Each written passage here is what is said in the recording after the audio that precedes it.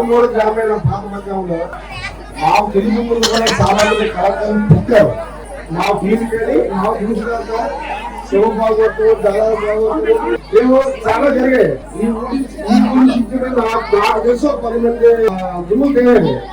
అయితే ఇప్పుడు విజయనగరం జిల్లాలో పాతమగం గ్రామం ఏదో మారుమూల గ్రామం సంగతి మేము బయట కానీ ఈ రఘు వల్ల ఈ రఘు కాదు మా రఘు వల్ల మా గ్రామం పేరు రాష్ట్రం మొత్తం 2 తెలుగు రాష్ట్రాల్లో పేరు తెచ్చుకుంటాం.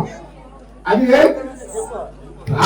మా రఘు వల్ల అది చేత ఈ కార్యక్రమాన్ని జయప్రదం చేద్దామని చెప్పి యుద్ధంలో నుంచి మేము పెంపు చేస్తే ఆ భగవంతు దయ వల్ల ఈ వారికి అవకాశం కలిగేది. ప్రజెంట్ ఈ కళ అనేది 2 తెలుగు రాష్ట్రాల్లో మాత్రం మారుమోగుతుంది. అది మా రోజు వల్ల మారుమూల గ్రామంలో ఉన్నామో మా ఊరి పేరు ఇచ్చారు కాబట్టి మేము చాలా సంతోషిస్తున్నాము. దీని మీద మా ప్రెసిడెంట్ గారిని 2 నిమిషాలు మాట్లాడుతున్నాం. ఈ రోజు ప్రోగ్రాం మన రఘు గారికి నిర్వహించబడింది.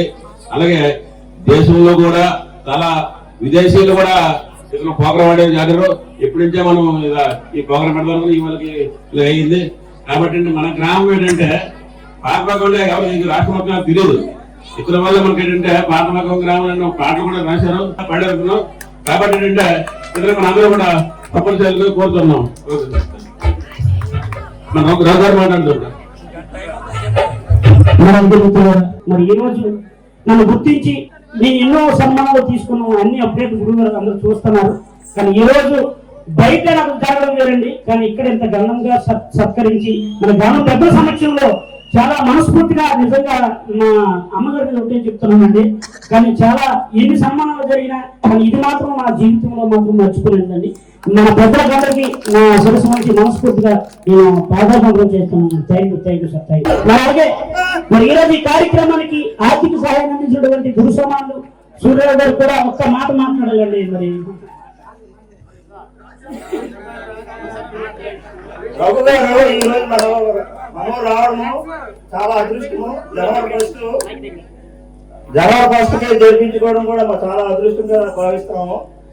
మళ్ళీ ఇలాంటి కార్యక్రమం మరీ రఘుతో జరిపించుకోవాలని కోరుకుంటున్నాం.